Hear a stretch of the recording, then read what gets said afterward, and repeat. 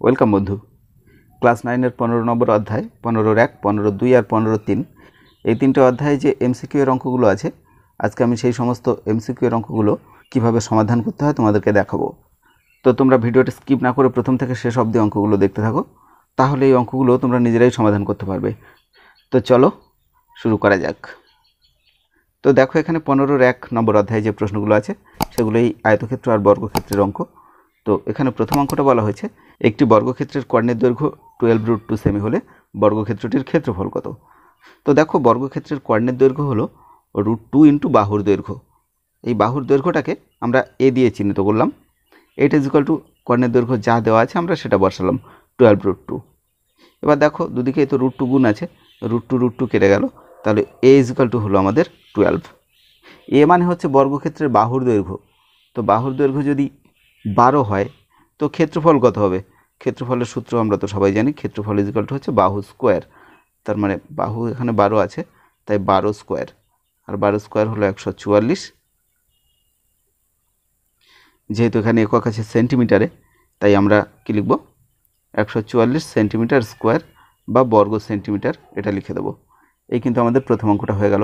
বন্ধু, এই অঙ্কগুলো করার জন্য যে সূত্রগুলো তোমাদের প্রয়োজন হবে সেগুলো কিন্তু আমি ভিডিওর প্রথম দিকটায় দেখিয়ে দিয়েছি। তো সূত্রগুলো তোমাদের যদি মুখস্থ না থাকে তাহলে ওখান থেকে তোমরা লিখে নিতে পারো। এবার দেখো, দুয়েরটা আছে, যদি একটি বর্গক্ষেত্রের ক্ষেত্রফল a1 বর্গ একক এবং ওই বর্গক্ষেত্রের কর্ণের উপর অঙ্কিত বর্গক্ষেত্রের ক্ষেত্রফল a2 বর্গ একক হয়, তাহলে a1:a2 কত হবে? দেখো, এখানে একটা বর্গক্ষেত্রের কথা বলা আছে আমাদের, যে বর্গক্ষেত্রটার ক্ষেত্রফল দেওয়া আছে a1 বর্গ একক। তাহলে একটা বর্গক্ষেত্রের ক্ষেত্রফল যদি a1 বর্গ একক হয়, তার বাহুর দৈর্ঘ্য কত হবে?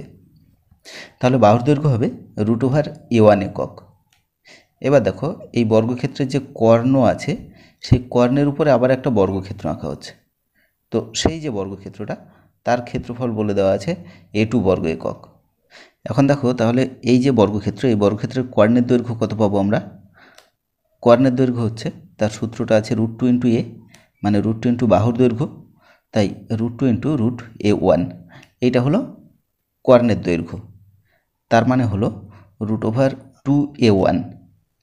এখন দেখো, এই বর্গক্ষেত্রের কর্ণের উপরে যে বর্গক্ষেত্র আবার একটা আঁকা যায়, তার ক্ষেত্রফল তাহলে কী হবে? তার ক্ষেত্রফল হবে √2a1 হোল স্কোয়ার, যেহেতু বাহু স্কোয়ার। দেখো, কর্ণের উপরে যে বর্গক্ষেত্রটা আমরা আঁকলাম, সেই বর্গক্ষেত্রের একটা বাহু তো এই প্রথম বর্গক্ষেত্রের কর্ণ, তাই প্রথম বর্গক্ষেত্রের কর্ণের দৈর্ঘ্য যেহেতু এখানে আছে √2a1, তাই কর্ণের উপর অঙ্কিত বর্গক্ষেত্রের ক্ষেত্রফল হবে, দেখো এটার স্কোয়ার করতে হবে, স্কোয়ার করলে এখানে আমরা পাবো 2a1, রুটটা উঠে যাবে এখান থেকে। এবার দেখো, কর্ণের উপর অঙ্কিত যে বর্গক্ষেত্র তার ক্ষেত্রফল বলে দেওয়া আছে a2। তাহলে এখানে আমরা নিশ্চয়ই লিখতে পারি যে 2a1 এইটা ইজ ইকুয়াল টু a2 হবে।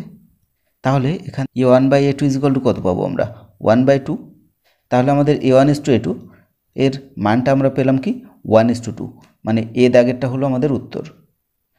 দেখো, অঙ্কগুলো যেহেতু এমসিকিউ এর অঙ্ক, তাই কিন্তু আমি শুধু বুঝিয়ে দিচ্ছি তোমাদের। এই অঙ্কগুলো অনেক বেশি লিখে লিখে করার প্রয়োজন নেই। এর আগে আমি বড় প্রশ্নগুলো আপলোড করেছি, ওইটা তোমরা দেখতে চাইলে নিচের ডেসক্রিপশান থেকে দেখে নিতে পারো। 3-এরটা আছে, দেখো, 6 মিটার লম্বা এবং 4 মিটার চওড়া একটি আয়তক্ষেত্রাকার জায়গা 2 ডেসিমিটার বর্গ টালি দিয়ে বাঁধাতে টালি লাগবে কতগুলো, সেটা আমাদের বের করতে হবে। তো 4টে উত্তর বলা আছে, দেখি আমরা কতটা লাগে। তো একটা জিনিস যেটা খেয়াল করবে তোমরা, সেটা হলো 6 মিটার আছে, এখানে 4 মিটার আছে, যে আয়তাকার জায়গাটা আছে তার দৈর্ঘ্য আর প্রস্থ। এবার ওই জায়গাটা যে বর্গাকার টালি দিয়ে বাঁধাতে হবে, সেই বর্গাকার টাইলসের বাহুর দৈর্ঘ্য হলো 2 ডেসিমিটার। তাহলে এখানে পুরো জায়গার ক্ষেত্রফল থেকে একটা টালির ক্ষেত্রফল যদি আমরা ভাগ করে দিই, তাহলে কিন্তু কতগুলো টালি লাগবে আমরা পেয়ে যাই। এখন দেখো, দৈর্ঘ্য আর প্রস্থ আছে 6 মিটার আর 4 মিটার। তো 6 মিটার মানে 60 ডেসিমিটার, আর 4 মিটার মানে 40 ডেসিমিটার। তো এখানে আমরা গুণ করে লিখলাম, কারণ দৈর্ঘ্য গুণ প্রস্থ করলাম। এটা হলো মেঝের ক্ষেত্রফল, আর নিচে বসাচ্ছি টাইলসের ক্ষেত্রফল। টাইলসটা আছে 2 ডেসিমিটার বাই 2 ডেসিমিটার, মানে বর্গাকার টাইলস। তো এখানে আমরা কাটাকুটি করি, 2 দুগুণে 4 আছে নিচে, 4 দিয়ে 40কে কেটে দিলে আমরা পেয়ে গেলাম 10। তো এটা হয়ে গেল 60 গুণ 10, তার মানে 600। এখানে সি এরটাই কিন্তু আমাদের উত্তর হয়ে গেল। তাহলে দেখো 600। পরেরটা দেখো, 4 বলা হয়েছে সমান পরিসীমা বিশিষ্ট একটি বর্গক্ষেত্র এবং একটি আয়তক্ষেত্রের ক্ষেত্রফল যথাক্রমে এস এবং আর। তাহলে এখানে এস হলো বর্গক্ষেত্রের ক্ষেত্রফল, আর হলো আয়তক্ষেত্রের ক্ষেত্রফল। তো নিচে যেগুলো দেওয়া আছে এটা কোনটা ঠিক আমাদের বলতে হবে। দেখো এখানে কথাটা হলো এই যে একটা আয়তক্ষেত্র আর একটা বর্গক্ষেত্র যার পরিসীমা সমান। তো এরকমটা যদি হয় তাহলে কি ওই আয়তক্ষেত্র আর বর্গক্ষেত্রের ক্ষেত্রফল সমান হবে নাকি কারোর বেশি কারোর কম হবে, সেইটা আমাদের এখানে লিখতে হবে। তো একটা আয়তক্ষেত্র আর একটা বর্গক্ষেত্রের পরিসীমা সমান যদি হয় তার ক্ষেত্রফল কখনো সমান হয় না, বর্গক্ষেত্রের ক্ষেত্রফল সবসময় বেশি হয়। এখানে দেখো বর্গক্ষেত্রের ক্ষেত্রফল দেওয়া আছে এস, তাই এখানে এস বড় হবে আর ছোট হবে। তার জন্য আমাদের যে উত্তর সেটা হলো বি দাগেরটা, এস বড় আর ছোট। দেখো এগুলো একটু বড় ক্লাসে প্রমাণ করা হয় ক্যালকুলাস দিয়ে, তো এইখানে আমি আর প্রমাণ করে দেখাচ্ছি না, আমি একটা ছোট উদাহরণ দিয়ে তোমাদের শুধু দেখিয়ে দিচ্ছি। মনে করো একটা বর্গক্ষেত্র আর একটা আয়তক্ষেত্র দুটোরই পরিসীমা দেওয়া আছে 20 মিটার। তো এরকমটা যদি হয় তাহলে এখানে বর্গক্ষেত্রের বাহুর দৈর্ঘ্য সেটা কিন্তু অবশ্যই 5 মিটার হবে। কেন? বর্গক্ষেত্রের প্রত্যেকটা বাহুর দৈর্ঘ্য সমান, তাই এক একটা বাহু 5 মিটার করে হবে, আর সেক্ষেত্রে তার ক্ষেত্রফল হবে 25 বর্গমিটার। এইবার একটা আয়তক্ষেত্রের জন্য খেয়াল করো, একটা আয়তক্ষেত্রের বাহুর দৈর্ঘ্য কিন্তু অনেক রকমের হতে পারে। এখানে দেখো 20 যদি হয় পরিসীমা, তো বাহুর দৈর্ঘ্য একটা 6 হতে পারে, একটা 4 হতে পারে। তো একটা 6 আর একটা 4 যখন হবে তখন তার ক্ষেত্রফল হবে 24 বর্গমিটার। আবার দেখো মনে করো দৈর্ঘ্যটাকে আমি আরেকটু বাড়াচ্ছি, এটাকে নিলাম আমরা 7, তাহলে প্রস্থ হলো 3। এখানে খেয়াল করো যে 7 আর 3 10, যেহেতু সূত্রটা আমাদের আছে 2 ইন্টু দৈর্ঘ্য যোগ প্রস্থ, এখানে তো আমাদের পরিসীমা আছে 20, তাহলে দৈর্ঘ্য আর প্রস্থের যোগফল কিন্তু আমাদের 10 হতে হবে। তাই আমি এমনটা নিচ্ছি যে একটা 6 নিলাম, একটা 4 নিলাম, একটা 7 নিলাম, একটা 3 নিলাম। তো এই 7 আর 3 যদি আয়তক্ষেত্রের দৈর্ঘ্য আর প্রস্থ হয় তো ক্ষেত্রফল কত হবে? 21 বর্গমিটার। আমি যদি আরেকটু বাড়াই, এই বাহুটা 8 নিলাম, মানে দৈর্ঘ্য নিলাম 8 আর প্রস্থ নিলাম 2, তো সেক্ষেত্রেও কিন্তু আমরা পরিসীমা 20 পাবো। আর ক্ষেত্রফল কি পাবো আমরা? 8 দুগুণে 16। দেখো এখানে আমরা দৈর্ঘ্যটাকে বড়, প্রস্থটাকে ছোট করছি, তো আমরা দেখতে পাচ্ছি যে তার ক্ষেত্রফল কমতে শুরু করে দিয়েছে। আবার যদি দৈর্ঘ্য 9 নিই আর প্রস্থ নিই 1, তাহলে কী হয় দেখো 9 একে 9, এটাই হলো ক্ষেত্রফল। এবার এখানে খেয়াল করো দৈর্ঘ্য আর প্রস্থের মধ্যে ডিফারেন্স যত বেশি ক্ষেত্রফল কিন্তু তত কম হয়েছে। আর আমরা যত উপরের দিকে দেখতে পাচ্ছি দৈর্ঘ্য আর প্রস্থ কাছাকাছি আছে, মানে 6 আর 4 পাশাপাশি সংখ্যা। তো এরকম যদি হয় সেক্ষেত্রে কিন্তু ক্ষেত্রফল বেশি হয়েছে। আবার এই প্রত্যেকটা ক্ষেত্রেই পরিসীমা হয়েছে 20, তাহলে আমরা দেখতে পাচ্ছি বাহুর দৈর্ঘ্য যখন আমরা 5 নিচ্ছি, মানে দৈর্ঘ্যটাও নিলাম 5, প্রস্থটাও নিলাম 5, তাহলে যেটা পাবো মানে বর্গক্ষেত্র পাই সেটা, তো সেই ক্ষেত্রে ক্ষেত্রফলটা সবথেকে বেশি হয়। যাই হোক পরেরটা দেখো, একটি আয়তক্ষেত্রের কর্ণের দৈর্ঘ্য 10 সেমি এবং ক্ষেত্রফল 62.5 বর্গ সেমি হলে আয়তক্ষেত্রটির দৈর্ঘ্য ও প্রস্থের সমষ্টি কত? এখানে অঙ্কটা আমরা একটু বীজগণিত দিয়ে করব। দেখো আয়তক্ষেত্রের দৈর্ঘ্যটাকে আমরা ধরছি এ আর প্রস্থটাকে ধরছি বি। যদি এমনভাবে আমরা ধরি তাহলে কর্ণের দৈর্ঘ্য কী হবে? কর্ণের দৈর্ঘ্য হলো √a² প্লাস b², মানে √a দৈর্ঘ্য স্কোয়ার প্লাস প্রস্থ স্কোয়ার। তাহলে এটা সমান আমরা নিশ্চয়ই লিখব 10। এবার দেখো আমরা যদি রুট তুলে দিই তাহলে কি পাচ্ছি? a² plus b² is equal to 10-এর স্কোয়ার, আর 10-এর স্কোয়ার মানে 100, এটা লিখে দিলাম। এইবার বলা হয়েছে আয়তক্ষেত্রটার ক্ষেত্রফল কত? 62.5 বর্গ সেমি। আয়তক্ষেত্রের ক্ষেত্রফলের কি সূত্র? দৈর্ঘ্য ইন্টু প্রস্থ। তো আমরা দৈর্ঘ্য এ আর প্রস্থ বি ধরেছি, তাই এ বি ইজিক্যাল টু আমাদের হলো কত? 62.5। এখন আমাদের বের করতে হবে কি? বলা আছে আয়তক্ষেত্রের দৈর্ঘ্য ও প্রস্থের সমষ্টি কত, মানে এখান থেকে আমাদের বের করতে হবে এ প্লাস বি ইজিক্যাল টু কত। দেখো আমার যেহেতু এ প্লাস বি এর মান বের করতে হবে, তো এখানে আমি এ প্লাস বি হোল স্কোয়ারের মান বের করে নিচ্ছি। আমরা তো একটা সূত্র জানি যে A plus B whole square is equal to a² plus 2ab plus b²। আমি a² plus b² plus 2ab লিখলাম, মানগুলো বসাতে সুবিধা হবে তাতে। এখন দেখো a² প্লাস b² এর মান দেওয়া আছে 100, তো এটা লিখলাম 100, আর 2ab 62.5 আছে এখানে, তো 62.5-এর সঙ্গে যদি আমি 2 গুণ করি তাহলে কত পাচ্ছি? 125। তাই আমি 2ab মান একবারে বসিয়ে দিলাম এখানে 125। তাহলে দেখো 100 আর 125 যোগ করলে কত পাই আমরা? 225। এই যে 225 এটা কিন্তু a প্লাস বি হোল স্কোয়ারের মান হলো। তাহলে a plus B is equal to কত হবে? a plus B is equal to আমরা পাবো 15। তার মানে ওই আয়তক্ষেত্রটার দৈর্ঘ্য আর প্রস্থের যোগফল হলো 15 সেমি। তার মানে এখানে আমাদের উত্তর হলো বি দাগেরটা। আমাদের এবারের অঙ্কগুলো আছে 15-2 থেকে, তার মানে ত্রিভুজের চ্যাপ্টার থেকে অঙ্কগুলো দেওয়া আছে। তো এখানে দেখো একটি সমবাহু ত্রিভুজের প্রতিটি বাহুর দৈর্ঘ্য 4 সেমি হলে ত্রিভুজটির উচ্চতা কত? সমবাহু ত্রিভুজের উচ্চতা তার সূত্র আমরা জানি √3/2 ইন্টু বাহুর দৈর্ঘ্য। তাই √3/2 ইন্টু 4, এখানে 2-এর সঙ্গে 4 কেটে থাকলো 2, তাহলে হলো কত? 2√3। এই কিন্তু আমাদের হয়ে গেল অঙ্কটা। প্রথমটার উত্তর হলো 2√3 সেমি। দেখো পরের অঙ্কটা আছে একটি সমকোণী সমদ্বিবাহু ত্রিভুজ যার সমান বাহুদ্বয়ের প্রত্যেকটি দৈর্ঘ্য a একক, ত্রিভুজটির পরিসীমা কত? একটা সমকোণী সমদ্বিবাহু ত্রিভুজ আমি একটু আঁকছি। দেখো দেখো এখানে বলা আছে সমান বাহু দুটো প্রত্যেকটা দৈর্ঘ্য a, এটা একটা সমকোণী ত্রিভুজ। তাহলে অতিভুজের দৈর্ঘ্য কত হবে? অতিভুজ ইজিক্যাল টু পিথাগোরাসের সূত্র থেকে আমরা যেটা জানি, অতিভুজ ইজিক্যাল টু √ লম্ব স্কোয়ার যোগ ভূমি স্কোয়ার। তার মানে √a square plus a square. এখানে লম্ব ভূমি দুটোই আছে a, তার মানে হলো √2a স্কোয়ার।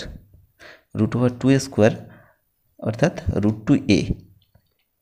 এখন ত্রিভুজটার পরিসীমা কত বলেছে? পরিসীমা মানে তো 3টে বাহুর যোগফল। তো দুটো বাহু আছে a, তাই a প্লাস a লিখলাম, আর অতিভুজ হলো আমাদের √2a। তো এগুলো যদি যোগ করে দিই কত পাচ্ছি? 2a plus √2a। 2a আর √2a যোগ করলে দেখো তো আমরা কোন উত্তরটা পাচ্ছি। এখান দিয়ে a কমন নিয়ে নিলাম, নিলে পাচ্ছি আমরা 2 প্লাস √2। একটা উত্তর দেওয়া আছে এখানে বি দাগেরটা। দেখো এটাই হলো আমাদের উত্তর। পরেরটা আছে একটি সমবাহু ত্রিভুজের ক্ষেত্রফল, পরিসীমা ও উচ্চতা যথাক্রমে a, s এবং h হলে 2a/sh এর মান কত? যেহেতু এখানে সমবাহু ত্রিভুজের কথা বলা আছে, তো আমি ধরে নিলাম যে সমবাহু ত্রিভুজটার প্রত্যেকটা বাহুর দৈর্ঘ্য x একক। তাহলে দেখো এখানে a তো আছে ক্ষেত্রফল, তাই a ইজিক্যাল টু হবে √3/4 ইন্টু এক্স স্কোয়ার। কেন √3/4 ইন্টু বাহু স্কোয়ার? এটা হয় সূত্র। তো এর মান হয়ে গেল। এবার এস কি বলা আছে দেখো, এস ইজিক্যাল টু ছিল পরিসীমা। তো পরিসীমা হলো 3x, মানে 3 গুণ বাহুর দৈর্ঘ্য। তারপরেরটা আছে দেখো উচ্চতা, উচ্চতা হচ্ছে h। তো h ইজিক্যাল টু হলো √3/2 ইন্টু বাহুর দৈর্ঘ্য মানে x। এখন যে মানটা আমাদের বের করতে হবে সেটা আছে 2a/sh। তো 2 বসিয়ে দিলাম, এর জায়গায় আমরা √3/4, দেখো নিচেরগুলো নিচেই লিখে দিচ্ছি, ইন্টু এক্স স্কোয়ার যেমন ছিল বসিয়ে দিলাম। নিচে আছে দেখো এস আর এইচ, এস এর মান কি আছে 3x, তো এখানে 3x রাখলাম। এরপরে এইচ এর মান এখানে যেটা দেওয়া আছে সেটা হলো √3x/2। তো যেহেতু এটা নিচের ভগ্নাংশ, √3x তো বসলো, আর 2টা চলে যাবে কোথায়? উপরে। এবার দেখো কি কি কাটাকুটি হচ্ছে এর মধ্যে থেকে। দুই জায়গা থেকে √3 কাটলো, নিচে দেখো দুটো x আছে, দুটো x মানে x স্কোয়ার, আর উপরে x স্কোয়ার কেটে গেল। বাকি সংখ্যাগুলো খেয়াল করো, 2 আর 2 আছে, উপরে 4, 4-এর সঙ্গে 4 কেটে গেল। বাকি পড়ে থাকলো কি? নিচে 3 আছে একটা, তো 1/3 থাকলো। তাহলে এখানে আমাদের উত্তর হলো সি দাগেরটা, মানে 1/3। পরেরটা আছে একটি সমদ্বিবাহু ত্রিভুজের সমান বাহুদ্বয়ের প্রত্যেকটির দৈর্ঘ্য 5 সেমি এবং ভূমির দৈর্ঘ্য 6 সেমি, ত্রিভুজটির ক্ষেত্রফল কত? সমদ্বিবাহু ত্রিভুজের ক্ষেত্রফলের সূত্র হলো হাফ ইন্টু, তোমরা ওখানে সূত্রটা দেখে নিও যদি মনে না থাকে। আর এর আগে আমি যে বড় অঙ্কগুলো করেছি সেখানে প্রত্যেকটা চ্যাপ্টারের আগে সূত্রগুলো দেখিয়ে দিয়েছিলাম, তো সেখান থেকেও সূত্রগুলো দেখে নিতে পারো, বা এই চ্যাপ্টারের শুরুতেও দেখতে পারো, ওখানে আমি একবার দেখিয়ে দিয়েছি। দেখো এখানে সমদ্বিবাহু ত্রিভুজের ক্ষেত্রফলের যে সূত্র সেটা হলো হাফ ইন্টু ভূমি, ভূমি অর্থাৎ এখানে আছে 6, তাই 6 লিখলাম, ইন্টু √ওভার সমান বাহু স্কোয়ার, সমান বাহু যেটা আছে তার স্কোয়ার। এখানে সমান বাহু আছে 5, তাই 5 স্কোয়ার, মাইনাস ভূমি/2 হোল স্কোয়ার। ভূমি মানে এখানে আছে 6, তাহলে 6/2 হোল স্কোয়ার। 6/2 করলে পাই আমরা 3, তো এটা হলো 3-এর স্কোয়ার। এখন এখান থেকে কেটে যাচ্ছে, 6-এর সঙ্গে 2 কেটে হলো 3, তো 3 থাকলো, আর রুটের মধ্যে কি পাচ্ছি দেখো, 5 স্কোয়ার করলে 25 আর 3 স্কোয়ার তো 9, তাহলে এটা হলো 3 গুণ √16। তো তার মানে হলো 3 গুণ 4, তো 3 4 12, এটা হলো উত্তর। 12 বর্গ সেমি, দেখো বি দাগেরটা আছে আমাদের 12 বর্গ সেমি। তো এই হয়ে গেল। 10এরটা আছে দেখো, এবিসি ত্রিভুজের এসি বাহুর উপর ডি এমন একটি বিন্দু যে এডি is two DC is equal to 3:2। ABC ত্রিভুজের ক্ষেত্রফল 40 বর্গ সেমি হলে বিডিসি ত্রিভুজের ক্ষেত্রফল কত? সবার আগে ত্রিভুজটা আমাদের আঁকতে হবে।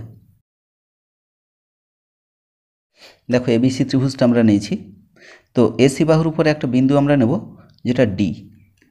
ডি এমনভাবে আছে যে এডি আছে 3 আর বিসি আছে 2। এবার পুরো ত্রিভুজটার যে ক্ষেত্রফল সেটা কিন্তু আমাদের বলে দেওয়া আছে 40 বর্গ সেমি। এবার খেয়াল করো, এখানে যদি আমরা বিডি যুক্ত করি তাহলে আবার দুটো ত্রিভুজ তৈরি হলো, একটা হলো এবিডি আর একটা হলো বিসিডি। এখন আমাদের এই বিসিডি ত্রিভুজের ক্ষেত্রফলটা বের করতে হবে। এখানে দুটো ত্রিভুজের ভূমির দিকে খেয়াল করো, এখানে এডি আছে 3 আর বিসি আছে 2, তাহলে টোটাল 3 আর 2 5 হলো। এই 5 দিয়ে ভাগ করে দাও এটাকে। 5 দিয়ে যদি আমরা পুরো ত্রিভুজের ক্ষেত্রফলটাকে ভাগ করি তো সেখানে 8 পাচ্ছি। এখন এই যে বাঁ দিকের ত্রিভুজ তার ক্ষেত্রফল হবে 3 8 24 বর্গ সেমি, আর ডান দিকের ত্রিভুজ এখানে 2 আছে দেখো ভূমি, তাই 2 এর সঙ্গে 8 গুণ করব, 8 2 16 বর্গ সেমি। এখন আমাদের শুধু এই ত্রিভুজটার ক্ষেত্রফল বের করতে বলা আছে, ত্রিভুজ বিডিসি এর ক্ষেত্রফল। তাই কিন্তু আমাদের এখানে উত্তর হয়ে গেল এ দাগেরটা, তার মানে 16 বর্গ সেমি। পরের অঙ্কটা আছে, একটি ত্রিভুজের অর্ধপরিসীমা থেকে প্রতিটি বাহুর অন্তর যথাক্রমে 8 সেমি, 7 সেমি ও 5 সেমি। ত্রিভুজটির ক্ষেত্রফল কত? দেখো যে সূত্রগুলো তোমরা নিশ্চয়ই জানো।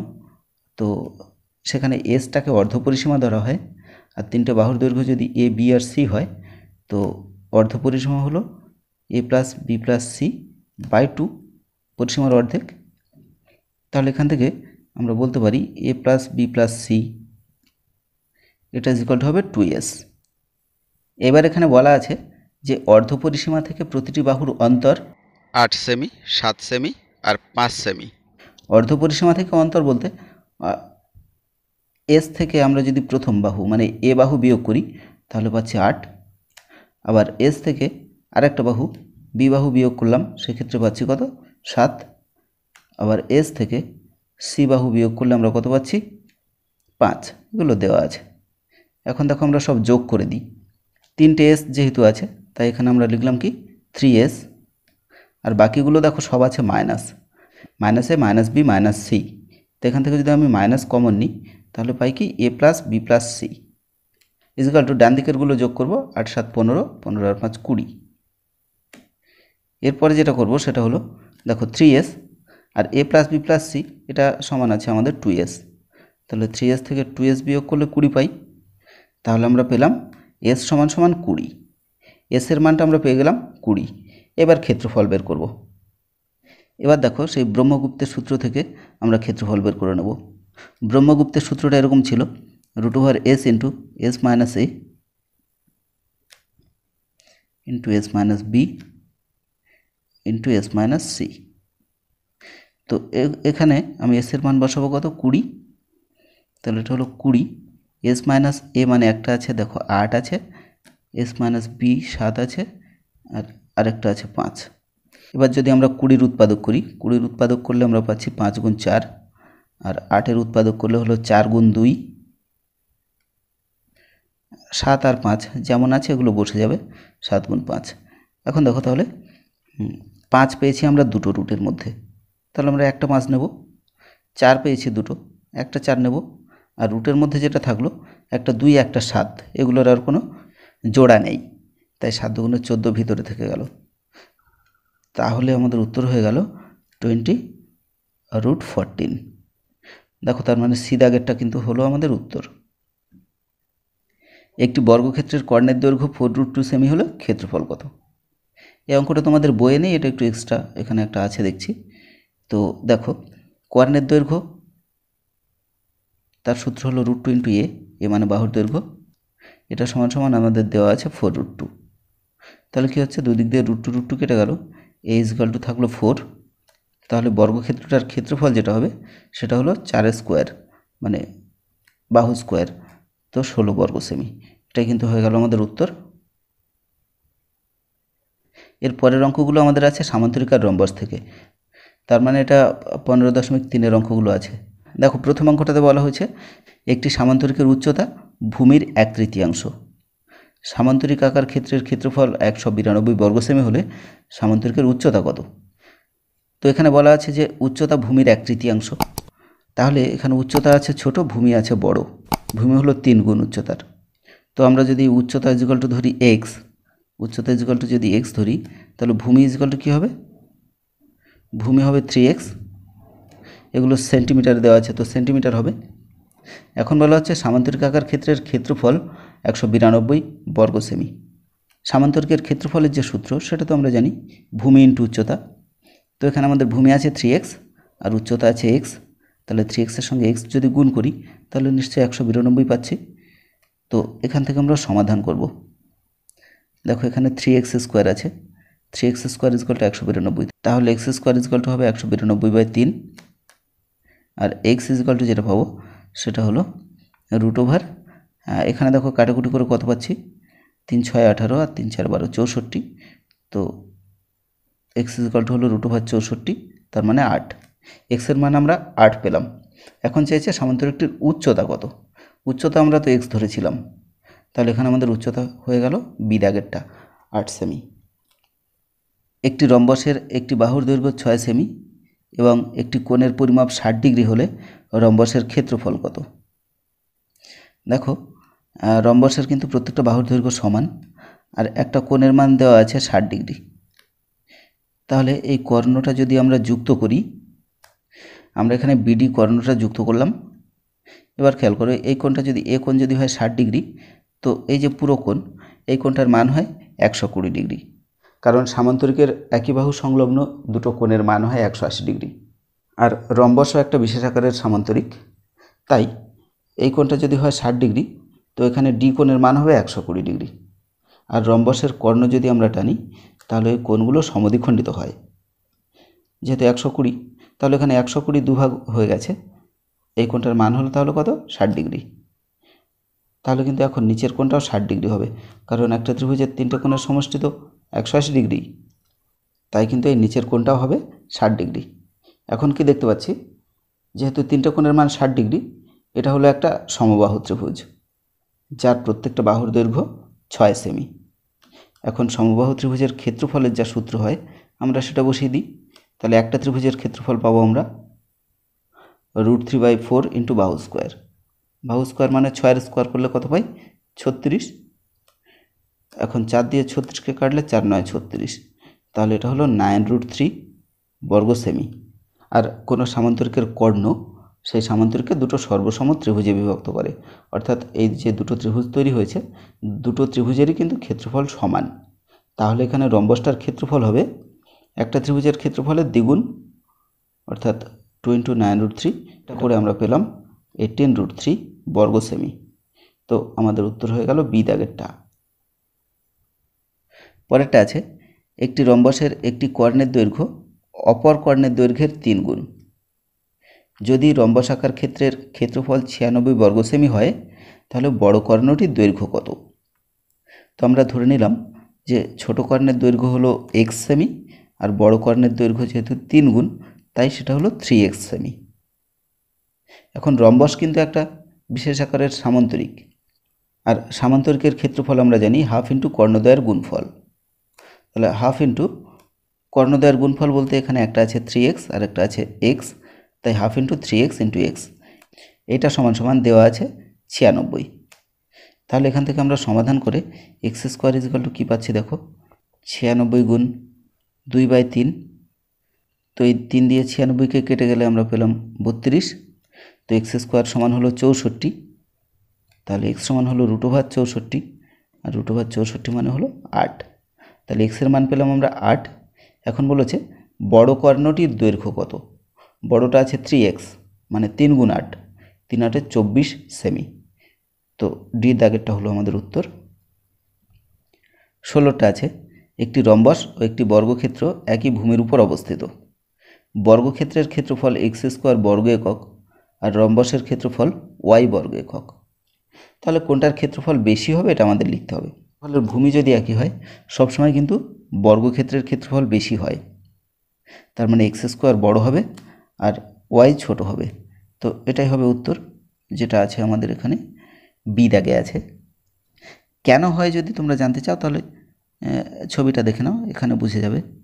দেখো একটা বর্গক্ষেত্র, ছবিগুলো খুব ভালো হচ্ছে না, ভূমির দৈর্ঘ্য একই, তো এখানে 90 ডিগ্রি আছে, বর্গক্ষেত্রের প্রত্যেকটা কোণের মান 90 ডিগ্রি। আর রম্বসের বাহুর দৈর্ঘ্য তো একই হবে, কিন্তু কোণটা 90 ডিগ্রি হবে না। তো এটা ধরো সেই রম্বস। এখানে বর্গক্ষেত্রের ক্ষেত্রফল হবে ভূমি গুণ উচ্চতা। দেখো ভূমি যতটা আছে উচ্চতা ততটাই আছে, তো এক্ষেত্রে আমরা যে মান পাবো রম্বসের ক্ষেত্রে তার থেকে কম পাবো। কেন কম পাচ্ছি? ভূমি তো একই আছে, তো এক্ষেত্রে কিন্তু উচ্চতা কম আছে বর্গক্ষেত্রের থেকে, যেহেতু কোণের মান 90 ডিগ্রি না, একটু হেলে থাকবে, তো হেলে থাকলে তো উচ্চতা অবশ্যই কম হবে তার। তাই উচ্চতার মান কম হওয়ার জন্য এই যে রম্বসটা পেলাম, রম্বসের ক্ষেত্রফল কম হবে বর্গক্ষেত্রের থেকে। দেখো রম্বসের ক্ষেত্রফল আছে ওয়াই, তাই এই Y less than X square, এরকমটা হবে আমাদের উত্তর।